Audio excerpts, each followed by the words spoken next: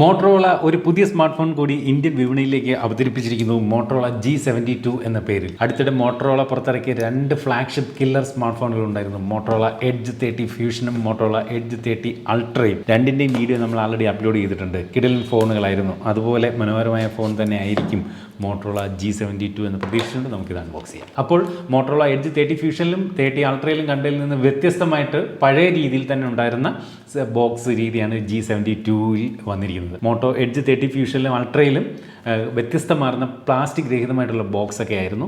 അപ്പോൾ ഇവിടെ കാര്യങ്ങൾ മറിച്ചാണ്. എനിവേ ഇതായിരിക്കുന്നു മോട്ടോ G72 എന്ന് പറയുന്ന സ്മാർട്ട് ഫോൺ. ഇത് കേസ് അറ്റാച്ച് ചെയ്ത് തന്നെയാണ് വന്നിരിക്കുന്നത്.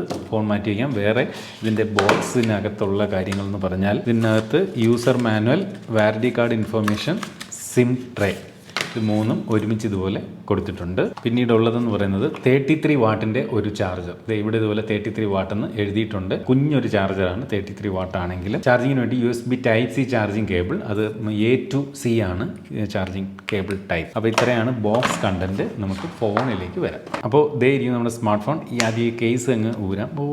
ഒരു കാര്യം ഞാൻ പെട്ടെന്ന് നോട്ടീസ് ചെയ്തത് നിങ്ങളോട് ഷെയർ ചെയ്യട്ടെ. വളരെ തിന്നാണ്. അതുപോലെ ലൈറ്റ് വെയിറ്റ്. എൻ്റെ അമ്മ ഭയങ്കര ലൈറ്റ് വെയിറ്റ്. ഇതിൻ്റെ ഡിസൈൻ ഇതേ ഇങ്ങനെ കൈ പിടിക്കുമ്പോഴാണ്. ഇതേ വേറെ ഒന്നും ഞാനും കാണുന്നില്ല. പക്ഷേ ആ കയ്യിൽ പിടിക്കുമ്പോൾ ഉള്ളൊരു ഫീല് അതൊരു രക്ഷയില്ല. ഭയങ്കര ലൈറ്റ് വെയിറ്റ്, ഭയങ്കര തിൻ. എനിവേ ആദ്യം ഈ ഒരു സ്ക്രീൻ ഗാർഡ് ഒഴിവാക്കാം. ഈ സ്ക്രീൻ ഗാർഡിനകത്തൊക്കെ അൾട്രാ റെസൊല്യൂഷൻ 108 MB ക്യാമറ ആണ് ഇതിൻ്റെ ഒരു പ്രധാന ഹൈലൈറ്റ് എന്ന് പറയുന്നുണ്ട്. ഇനി നമുക്ക് ഫോണൊന്ന് കാണാം.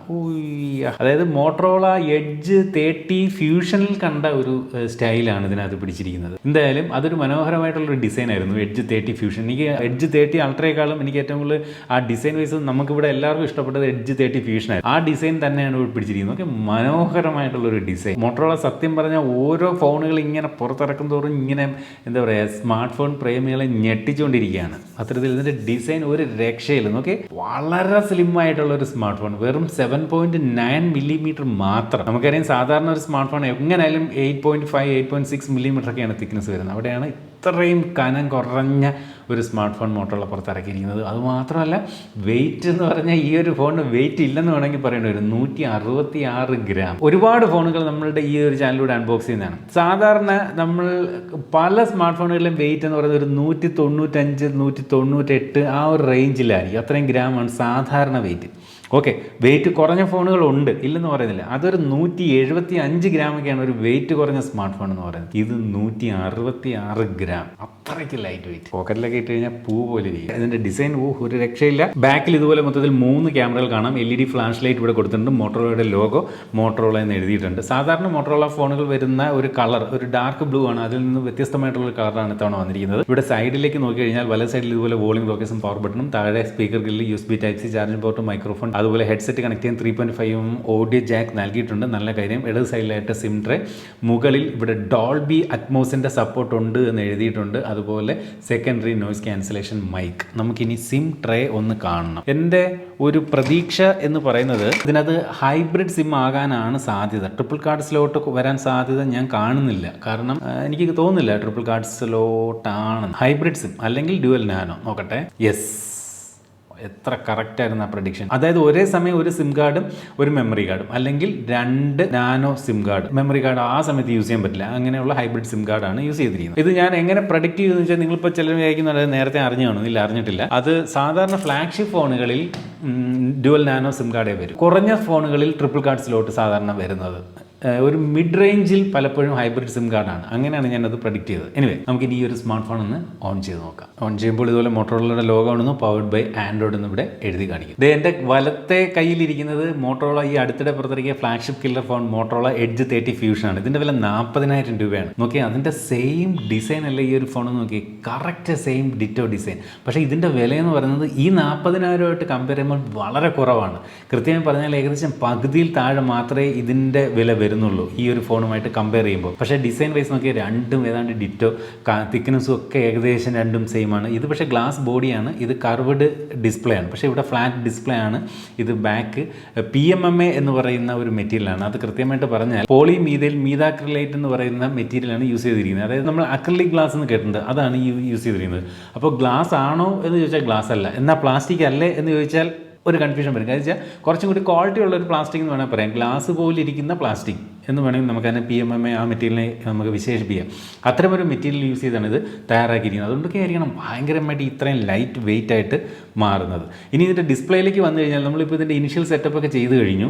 6.6 ഇഞ്ചിൻ്റെ POLED ഡിസ്പ്ലേ ആണ് ഈ ഒരു സ്മാർട്ട് ഫോണിനകത്ത് നൽകിയിരിക്കുന്നത്. സാധാരണ ഈ പ്രൈസ് റേഞ്ചിൽ നമുക്ക് LCD ഡിസ്പ്ലേ കിട്ടുന്നത്. അവിടെയാണ് മോട്ടോറോള POLED ഡിസ്പ്ലേ കൊടുത്ത് നമ്മളെ ഞെട്ടിച്ചിരിക്കുന്നത്. മാത്രമല്ല ഈ ഒരു ഡിസ്പ്ലേക്ക് ഇത്തരത്തിൽ 120 ഹെഡ്സിൻ്റെ റിഫ്രഷ് റേറ്റ് നൽകിയിട്ടുണ്ട്. അവിടെയും തീരുന്നില്ല, 576 ഹെഡ്സാണ് ഈ ഒരു സ്മാർട്ട് ഫോണിൻ്റെ ടച്ച് സാമ്പിളിംഗ് റേറ്റ്. അപ്പോൾ ഗെയിമിങ്ങിന് ഡിസ്പ്ലേ വിഭാഗം ഭയങ്കരമായിട്ടുള്ള സപ്പോർട്ട് നൽകുമെന്ന് ചുരുക്കം. മികച്ച റെസ്പോൺസ് അതുകൊണ്ട് തന്നെ നമുക്ക് ഡിസ്പ്ലേയിൽ നിന്ന് ലഭിക്കുമെന്ന കാര്യത്തിൽ യാതൊരു സംശയമില്ല. അവിടെയും തീരുന്നില്ല, ഇത് ഫുൾ HD+ റെസൊല്യൂഷനുള്ള ഡിസ്പ്ലേ ആണ്. അവിടെയും തീരുന്നില്ല, ഈ ഒരു സ്മാർട്ട് ഫോണിന് 10 ബിറ്റ് ഡിസ്പ്ലേ ആണ് നൽകിയിരിക്കുന്നത്. സാധാരണ ഈ പ്രൈസ് റേഞ്ചിൽ വരുന്ന അല്ലെങ്കിൽ ഇതിൽ നിന്നും പ്രൈസ് കൂടിയ ഫോണുകൾ പോലും 8 ബിറ്റ് ഡിസ്പ്ലേ ആണ് വരുന്നത്. അവിടെ മോട്ടോറോള വ്യത്യസ്തമാകുന്നു, 10 ബിറ്റ് ഡിസ്പ്ലേ. അപ്പോൾ 8 ബിറ്റിനേക്കാളും കൂടുതൽ കളർ ഇതിനകത്ത് നമുക്ക് വിസിബിൾ ആണ്. അതാണ് ഈ 10 ബിറ്റ് ഡിസ്പ്ലേയുടെ ഒരു പ്രത്യേകത. അവിടെയും തീരുന്നില്ല ഡിസ്പ്ലേയുടെ മഹാത്മ്യം. HDR10+ന്റെ സപ്പോർട്ടും ഈ ഒരു ഡിസ്പ്ലേക്ക് നൽകിയിട്ടുണ്ട്. അപ്പോൾ ഡിസ്പ്ലേ വിഭാഗം ടോപ്പ് നോച്ച്, ഒരു ഫ്ലാഗ്ഷിപ്പ് ലെവൽ എന്ന് വിശേഷിപ്പിക്കാവുന്ന ഡിസ്പ്ലേ. ഫ്ലാഗ്ഷിപ്പ് ലെവൽ ഡിസ്പ്ലേയിൽ നിന്നുള്ള ഒരു കുറവെന്ന് പറയുന്നത് കർവ്ഡ് ഡിസ്പ്ലേ അല്ല എന്നുള്ളത് മാത്രം. ഈ പ്രൈസ് റേഞ്ചിലൊന്നും കർവ്ഡ് ഡിസ്പ്ലേ പ്രതീക്ഷിക്കുക പോലും വേണ്ട. അപ്പോൾ ഡിസ്പ്ലേ ഈ ഒരു ഫോൺ ടോപ്പ് നോച്ച്, 100ൽ പുറത്ത് മാർക്ക് കൊടുക്കേണ്ടിയിരിക്കുന്നു ഡിസ്പ്ലേക്ക്. നമുക്ക് എല്ലാവർക്കും അറിയാം മോട്ടോറോള ഫോണിൻ്റെ ഏറ്റവും വലിയൊരു പ്രത്യേകത എന്ന് പറയുന്നത് സ്റ്റോക്ക് ആൻഡ്രോയിഡ് എക്സ്പീരിയൻസ് നമുക്ക് ഈ ഒരു സ്മാർട്ട് ഫോൺ സമ്മാനിക്കുന്നു എന്നുള്ളത് തന്നെയാണ്. ഇവിടെയും കാര്യങ്ങൾ മറിച്ചല്ല. Android 12 pure stock Android 12 experience ആണ് നമുക്ക് ഈ ഒരു ഫോൺ സമ്മാനിക്കുന്നത്. കണ്ടില്ലേ, സ്റ്റോക്ക് ആൻഡ്രോയിഡ് എക്സ്പീരിയൻസ് ആണ് ഈ ഒരു ഫോൺ സമ്മാനിക്കുന്നത്. അതുപോലെ എടുത്തൊരു കാര്യം പറയട്ടെ, ഞാൻ ആ ക്ലോക്ക് പോലെ കാണിച്ച് അത് ഇതുപോലെ ഇങ്ങനെ റൊട്ടേറ്റ് ചെയ്തപ്പോൾ അതിൻ്റെ ഒരു ഹാപ്റ്റിക് ഫീഡ്ബാക്ക് ഒരു രക്ഷയുമില്ല. നിങ്ങൾക്ക് ആ സൗണ്ട് കേൾക്കാൻ പറ്റുന്നുണ്ടോ എന്ന് സംശയമുണ്ട്. അല്ലേ, ഈ ക്ലോക്ക് ഇങ്ങനെ റൊട്ടേറ്റ് ചെയ്യുമ്പോൾ ആ ഒരു സ്ക്രീനിൽ നിന്നൊക്കെ അറിയുന്ന ഒരു ഹാപ്റ്റിക് ഒരു വൈബ്രേഷൻ ഉണ്ടല്ലോ, അതിൻ്റെ സൗണ്ടാണ് ഈ കേട്ടോ. അത്രയ്ക്കും നല്ല രീതിയിൽ ഹാപ്റ്റിക് ഫീഡ്ബാക്ക് ഇതിൽ കൊടുത്തിട്ടുണ്ട്. അപ്പോൾ അതും ഗെയിമിങ്ങിന് ഭയങ്കരമായിട്ടുള്ളൊരു ഫീൽ നമുക്ക് നൽകും. ഈ ഒരു ഫോണിനകത്ത് ഇൻസ്റ്റാൾഡായിട്ട് വരുന്ന ആപ്ലിക്കേഷനൊക്കെ ബ്ലോട്ട് വേസുകളൊന്നുമില്ല.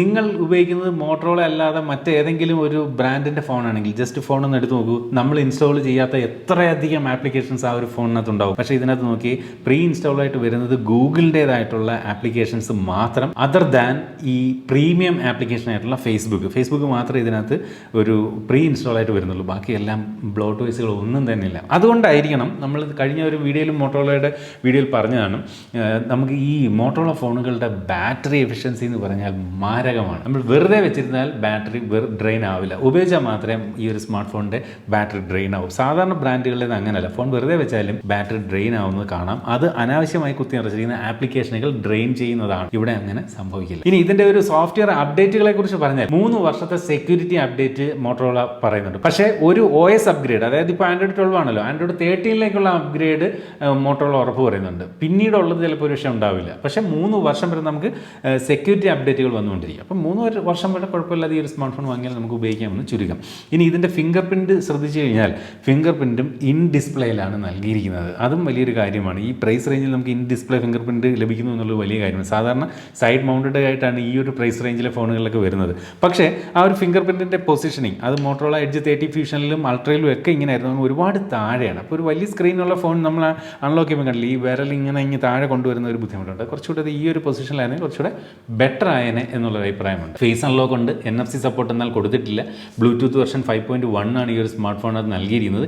ഡ്യുവൽ ബാൻഡ് വൈഫൈയുടെ സപ്പോർട്ട് ഈ ഒരു സ്മാർട്ട് ഫോണിനകത്ത് നൽകിയിട്ടുണ്ട്. അതുപോലെ ഈ ഒരു smart phone IP52 water repellent ഡിസൈനാണ്. അപ്പോൾ ഇതിനകത്തിൽ ചേമ്പലയിലൊക്കെ വെള്ളം വീഴുന്ന പോലെ ഹൈഡ്രോഫോബിക് എഫക്റ്റ് ആണ് ഇതിനകത്ത് നൽകിയിരിക്കുന്നത്. വെള്ളത്തുള്ളികൾ വീണാൽ അതിനെ ചെറുതായി പ്രതിരോധിക്കാനുള്ള കഴിവും ഈ ഒരു സ്മാർട്ട് ഫോണിനുണ്ട്. ഇനി നമുക്ക് ഇതിൻ്റെ ഒരു സൗണ്ട് ക്വാളിറ്റി ഒന്ന് കേൾക്കാം. ഡോൾബി അറ്റ്മോസ് സപ്പോർട്ടാണ് ഈ ഒരു ഫോണിനകത്ത് നൽകിയിരിക്കുന്നത്. മറ്റൊരു പ്രത്യേകത സൗണ്ട് ക്വാളിറ്റി ശ്രദ്ധിക്കുക. ആ ഒരു ഹാപ്റ്റിക് ഫീഡ്ബാക്കിൻ്റെ കാര്യം പറഞ്ഞില്ല, അതിവിടെ ടൈപ്പ് ചെയ്യുമ്പോഴും ഒക്കെ ഭയങ്കരമായിട്ട് നമുക്കത് ഫീൽ ചെയ്യുന്നുണ്ട് ഈ ഒരു സ്മാർട്ട് ഫോണിൽ.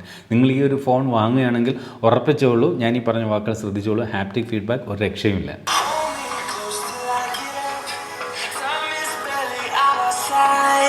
സ്റ്റീരിയോ സ്പീക്കറാണ് കൊടുത്തിരിക്കുന്നത്, ക്വാളിറ്റിയുള്ള സൗണ്ടാണ്. പക്ഷേ സൗണ്ട് ബാലൻസിങ് പക്കയൊന്നുമല്ല. കാരണം ഈ ഒരു ബോട്ടം ഫയറിംഗിൽ നിന്നാണ് കൂടുതൽ സൗണ്ട് ഔട്ട് പുറത്തേക്ക് വരുന്നത്. ഈ ഒരു ഇയർ പീസിലാണ് സെക്കൻഡ് സ്പീക്കർ കൊടുത്തിരിക്കുന്നത്. അതിൽ സൗണ്ട് കുറച്ച് കുറവാണ് കമ്പാരിറ്റീവ്ലി ബോട്ടം സ്പീക്കറുമായിട്ട് കമ്പയർ ചെയ്യുമ്പോൾ. അപ്പോൾ ഓക്കെ, നല്ല ഒരു ക്വാളിറ്റി സൗണ്ട് എന്തായാലും സ്റ്റീരിയോ വിഭാഗത്തിൽ കിട്ടുന്നുണ്ട്. എസ്പെഷ്യലി ഈ ഒരു ഡോൾബി അറ്റ്മോസ് സപ്പോർട്ട് ഉള്ളതുകൊണ്ട് തന്നെ നല്ലൊരു സൗണ്ട് ഔട്ടാണ് ഈ ഒരു ഫോണിൽ നിന്ന് ലഭിക്കുന്നത്. അടുത്തത് വീഡിയോ ക്വാളിറ്റി. എന്ത് തന്നെയാലും വീഡിയോ ക്വാളിറ്റി കാണുന്നതിന് മുമ്പ് നമുക്ക് മനസ്സിലാക്കാൻ സാധിക്കും. കാരണം POLED display, 10-bit display, HDR10+ support, full HD+ resolution.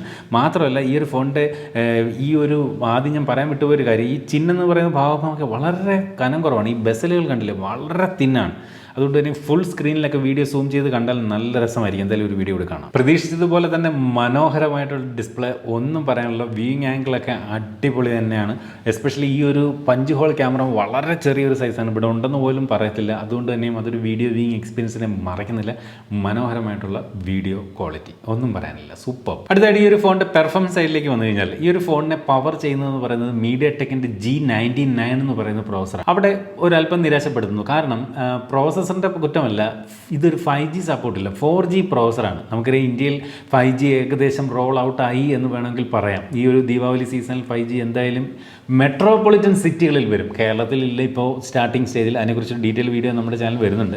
Anyway, അപ്പോൾ 5G റോൾ ആട്ടെ, അവിടെയാണ് ഈ ഒരു 4G സ്മാർട്ട് ഫോൺ വരുന്നത്. അപ്പോൾ പലരും ഇനി 5G ഫോണുകൾ എടുക്കുന്നതായിരിക്കും അല്ലേ കൂടുതൽ താല്പര്യം കാണിക്കുന്നത്. പക്ഷേ നമ്മൾ നിൽക്കുന്ന, അല്ലെ നമ്മുടെ വീട് നിൽക്കുന്ന സ്ഥലത്ത് 5G എന്ന് വരുമെന്നതിനെ ആശ്രയിച്ചിരിക്കും ഈ ഒരു ഫോണിൻ്റെ വിജയമെന്നാണ് എനിക്ക് തോന്നുന്നത്. എന്തായാലും 4G പ്രോസസ്സറാണ്. പക്ഷേ MediaTekൻ്റെ G99 എന്ന പ്രോസസ്സറിനെ അങ്ങനെ എഴുതി തള്ളാൻ പറ്റില്ല. കാരണം 4G പ്രോസസ്സറാണെങ്കിലും ഒരു സ്റ്റാൻഡേർഡ്, ഒരു മീഡിയം ഗെയിമിംഗ് എക്സ്പീരിയൻസും ഒക്കെ നൽകുന്ന, അതുപോലെ പ്രത്യേകിച്ച് ലാഗോ അങ്ങനെയുള്ള കാര്യങ്ങളൊന്നും വരുത്താത്ത ഒരു പ്രോസസ്സറാണ് ഈ ഒരു G99. ഈ G99 എന്ന പ്രോസസ്സർ നമ്മൾ നേരത്തെ പരിചയപ്പെട്ട പോക്കോ M5 എന്ന് പറയുന്ന ഫോണിൽ നമ്മൾ കണ്ടതാണ്. അതുപോലെ കഴിഞ്ഞ ദിവസം നമ്മൾ ഇവിടെ അൺബോക്സ് ചെയ്ത റെഡ്മി പാഡ് എന്ന് പറയുന്ന ടാബിനകത്ത് ഈ പ്രോസസ്സർ വന്നിട്ടുണ്ട്. റെഡ്മിയുടെ തന്നെ റെഡ്മി 11 എന്ന് പറയുന്ന ഫോണിനകത്ത് വന്നിട്ടുണ്ട്.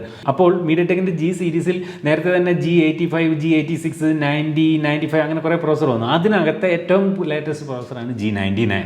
അത് ഒരുവിധം നല്ല പെർഫോമൻസ്, മീഡിയം പെർഫോമൻസ് കാഴ്ചവെക്കുന്ന ഒരു പ്രോസസ്സറാണ്. 6GB RAM ആണ്, ഒറ്റ വേരിയൻ്റേ ഉള്ളൂ ഈ ഒരു smart phone. 6GB RAM, LPDDR4X type RAM ആണ്. അതുപോലെ സ്റ്റോറേജ് ടൈപ്പ് വന്നിട്ട് 128GB ആണ് ഉള്ളത്. അത് ഓക്കെ ആണ്. UMCP ടൈപ്പാണ് ഇതിൻ്റെ സ്റ്റോറേജ് ടൈപ്പ്. അതെന്ന് പറയുന്നത് UFS 2.2 ഇക്വലൻ്റ് ആണെന്ന് കൂടി ഓർമ്മിപ്പിക്കട്ടെ. അടുത്തായിട്ട് ക്യാമറ. പലരും മോട്ടറോള ഫോണുകളുടെ ക്യാമറ ഇനി 200 MB ആയാലും 108 MB ആയാലും എത്രയായാലും ഇല്ലേ, അതിനകത്ത് നിന്ന് കിട്ടുന്ന റിസൾട്ട് പലപ്പോഴും പലർക്കും ഒരു പരാതി പറയുന്ന ഒരു വിഭാഗമാണ് മോട്ടറോള ഫോണിൻ്റെ ക്യാമറ. ഇവിടെ 108 MBയുടെ സാംസങ് HM6 സെൻസറാണ് പ്രൈമറി ക്യാമറയായിട്ട് യൂസ് ചെയ്തിരിക്കുന്നത്. സെക്കൻഡറി ക്യാമറയായിട്ട് 8 MP ഒരു അൾട്രാ വൈഡ് ആംഗിൾ ക്യാമറ, അത് തന്നെ ഡെപ്ത് സെൻസറായിട്ടും ആക്ട് ചെയ്യും. ടേർഷറി ക്യാമറയായിട്ട് 2 MP ഒരു മാക്രോ സെൻസർ പേരിന് വേണ്ടി കൊടുത്തിരിക്കുന്നു. സെൽഫി എടുക്കാനായിട്ട് ഇത്തരത്തിൽ 16 MP ഒരു സെൽഫി സെൻസറാണ് സെൻറ്റർ പഞ്ച് ഹോളിൽ ഒരു ചെറിയ ക്യാമറയായി ഈ ഒരു സ്മാർട്ട് ഫോണിനകത്ത് നൽകിയിരിക്കുന്നത്. നമുക്ക് ഈ ഒരു ഫോണിൻ്റെ ബാക്ക് ക്യാമറ ഉപയോഗിച്ചുകൊണ്ട് മാക്സിമം ഫുൾ HD 60 frames/second വരെയുള്ള വീഡിയോകളും, അതുപോലെ ഫ്രണ്ട് ക്യാമറ ഉപയോഗിച്ചുകൊണ്ട് മാക്സിമം നമുക്ക് ഫുൾ HD 30 frames/second വരെയുള്ള വീഡിയോകളുമാണ് ഷൂട്ട് ചെയ്യാൻ സാധിക്കുന്നത്. ഇനി നമുക്ക് ജസ്റ്റ് സാമ്പിൾ ഫോട്ടോസ് കുറച്ച് ഇപ്പോൾ ഇവിടെ തന്നെ വെച്ചിട്ട് നമുക്കൊന്ന് എടുക്കാം. ഞാനിതിപ്പോൾ ഇതിൻ്റെ ഒരു പ്രൈമറി ക്യാമറ ഉപയോഗിച്ചുകൊണ്ട് ഒരു ഫോട്ടോ ജസ്റ്റ് എടുക്കുന്നു. ഇനി ഒരു സെൽഫി കൂടി എടുക്കാം. സെൽഫി ക്യാമറയിലൊക്കെ ഈ കാണുന്നത് പോലെ ഒരല്പം ഒരു സാച്ചുറേഷൻ കുറച്ച് ഒന്ന് കൂടുതൽ കാണുന്നുണ്ട്. പക്ഷേ ക്വാളിറ്റി ഉണ്ട്, കുഴപ്പമൊന്നുമില്ല. അതുപോലെ ഉണ്ട് ഇത് ബാക്ക് ക്യാമറ ഉപയോഗിച്ച് എടുത്താണ്. ഈ ഒരു ഫോട്ടോയ്ക്ക് നല്ലൊരു ക്വാളിറ്റി ഉണ്ട്. കൂടുതൽ സാമ്പിൾ ഫോട്ടോകൾ നിങ്ങൾക്ക് ഇപ്പോൾ ഈ ഒരു വീഡിയോയിൽ ഇപ്പോൾ തന്നെ കാണാവുന്നതാണ്. ഇനി ഈ ഒരു ഫോണിൻ്റെ ബാറ്ററി സൈഡിലേക്ക് വന്നു കഴിഞ്ഞാൽ 5000 mAh ബാറ്ററി കൊടുത്തിരിക്കുന്നു. നേരത്തെ പറഞ്ഞ പോലെ മോട്ടറോള ഫോണുകൾക്ക് മികച്ച ബാറ്ററി ബാക്കപ്പ് ലഭിക്കും. കൂടാതെ 33 വാട്ടിൻ്റെ ഫാസ്റ്റ് ചാർജിങ് സപ്പോർട്ടും കൊടുത്തിട്ടുണ്ട്. ഈ ഫോണിൻ്റെ പ്രൈസ് റേഞ്ചിൽ സാധാരണ ബ്രാൻഡുകൾ ചെയ്യുന്നത് 18 വാട്ടിൻ്റെ ഫാസ്റ്റ് ചാർജിങ് സപ്പോർട്ടാണ്. ഇവിടെ 33 വാട്ട് കൊടുത്തിരിക്കുന്നു എന്നുള്ളതും വലിയ കാര്യമാണ്. ഓർക്കുക, 33 വാട്ടിൻ്റെ ചാർജർ ഫോണിൻ്റെ ബോക്സിനോടൊപ്പം തന്നെ തന്നിട്ടുമുണ്ട്. മെട്രോയിറ്റ് ഗ്രേ, പോളാർ ബ്ലൂ എന്നീ 2 നിറങ്ങളിലാണ് ഈ ഒരു സ്മാർട്ട് ഫോൺ ലഭ്യമാകുന്നത്. അതിൽ നമ്മൾ ഇവിടെ പരിശോധിക്കുന്നത് പോളാർ ബ്ലൂ എന്ന കളർ വേരിയൻ്റ് ആണ്. അടുത്തായിട്ട് ഫോണിൻ്റെ പ്രൈസിംഗ് ആണ്. ഫോണിൻ്റെ പ്രൈസിംഗ് നമുക്ക് ലഭിച്ചിട്ടുണ്ട്.